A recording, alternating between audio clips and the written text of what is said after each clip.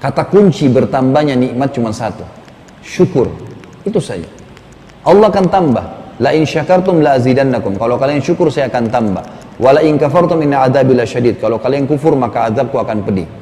Harus kita bersyukur kepada Allah Subhanahu wa taala. Gitu kan? Hanya itu saja. Syukurin, Allah akan tambah. Manusia ya, ini ada tingkatan-tingkatannya, gitu kan? Tapi kita ambil, ada manusia yang bobrok sekali. Ada 3 tingkatan manusia. Ada manusia yang bobrok sekali. Ini diberikan nikmat, tidak pernah bersyukur. Diberikan cobaan lebih parah lagi. Ini ciri-cirinya kalau kita ketemu, dari pertama ketemu sampai pisah, semuanya keluhan.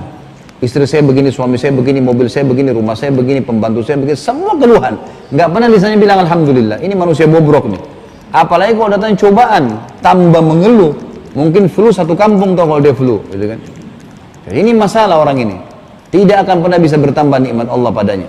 Golongan yang kedua di atasnya adalah orang yang beriman. Orang yang beriman ini teman-teman sekalian, dalam hadis Bukhari disebutkan, ajaban di amri mu'min, mengagumkan perkaranya orang mukmin. In asaba sarra syakar. Kalau diberikan nikmat dia bersyukur. Wa in asaba dharra sabar. Kalau diberikan cobaan dia bersabar. Wala yakunu dzalika illa lil mu'min. Dan itu tidak dimiliki kecuali oleh orang-orang yang beriman saja. Ini standar orang beriman. Dikasih nikmat, alhamdulillah. Berikan cobaan, sabar. Apa itu sabar? Terima takdir Allah lalu ikhtiar. Itu sabar. Jangan dipakai metode sabar tuh seperti di Indonesia, elus dada, duduk manis, sabar ya, itu bukan. Sabar itu kalau kita bangun tidur pagi, flu. Terima dulu sebagai takdir Allah. Nah itu sabar namanya. Baru ikhtiar minum obat, itu sabar. Karena kalau kita pahamnya sabar itu duduk manis, nanti kita anggap orang kalau ikhtiar ke dokter, oh kamu nggak sabar ya. Itu keliru. Sabar itu menerima takdir Allah dan ikhtiar, gitu kan? Ini standar orang mukmin. Orang yang di atasnya lagi, dan saya ajak teman-teman menjadi orang yang level tertinggi nih. Namanya orang muhsin. Orang muhsin ini diberikan cobaan, dia bersyukur, ya, diberikan nikmat dia bersyukur, diberikan cobaan juga dia bersyukur. Ini luar biasa. Dia bukan lagi bersabar ya, tapi dia bersyukur. Sakit, alhamdulillah. Semua alhamdulillah bagi dia. Ini golongan ini nih. Bagaimana caranya bisa menjadi seperti ini? Kata para ulama, mereka bersangka baik dengan Allah. Misal, kalau ada sesuatu yang sangat besar terjadi, ada orang pulang ke rumahnya, rumahnya kebakaran. Apa yang harus kita lakukan teman-teman sekalian? Untuk selalu bersyukur sama Allah. Walaupun musibah datang, kalau sedang datang cobaan atau musibah, kata kuncinya satu. Langsung solusi. Bukan nanya kenapa terjadi. Apa kata Nabi SAW? Kalau terjadi sesuatu, jangan bilang kalau seandainya. Karena kalau seandainya membuka pintu syaitan. Nggak boleh. Kita bangun pagi flu. Tadi saya kasih contoh. AC-nya dingin, misal.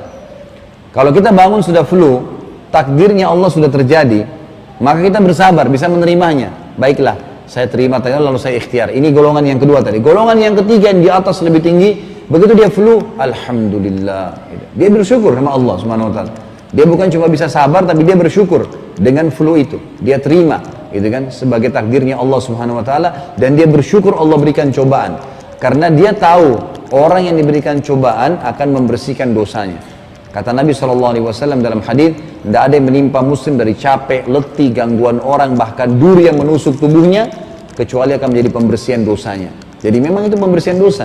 Maka golongan yang ketiganya dia langsung ya bersyukur kepada Allah. Caranya sangka baik dengan Allah, dan kalau ada masalah langsung solusi. Ini kita seseorang pulang ke rumah terbakar, daripada dia teriak-teriak, suaranya habis, rumahnya hangus, gitu, lebih baik dia solusi. Ini kebakaran, telepon pemadam kebakaran, panggil tetangga, ambil air, ikhtiar. Dan itu lebih baik. Kalau rumahnya pun hangus, terbakar semua, apakah dia masih bisa bersyukur? Golongan muhsin masih bisa. Habis harta depan matanya, rumahnya hangus, masih bisa bersyukur? Jawabannya masih bisa. Dia bersangka baik dengan Allah. Dia mengatakan alhamdulillah, saya tidak ada di rumah pada saat itu. Kalau saya di rumah, saya pun bisa terbakar. Dan kata para ulama, orang yang sampai pada tingkat muhsin, cobaan pun datang, dia ridho, dia mengatakan alhamdulillah, dipastikan cobaan itu akan langsung selesai pada waktunya. Jadi Allah Subhanahu wa taala akan mempercepat cobaan dia yang datang. Subhanallah, saya temui satu orang di Irian, pengusaha turunan Bugis. yang mungkin saya temuin sekitar 10 tahun yang lalu lah, ya tahun 2003, ya, 2004 pertama kali saya ke Irian waktu itu.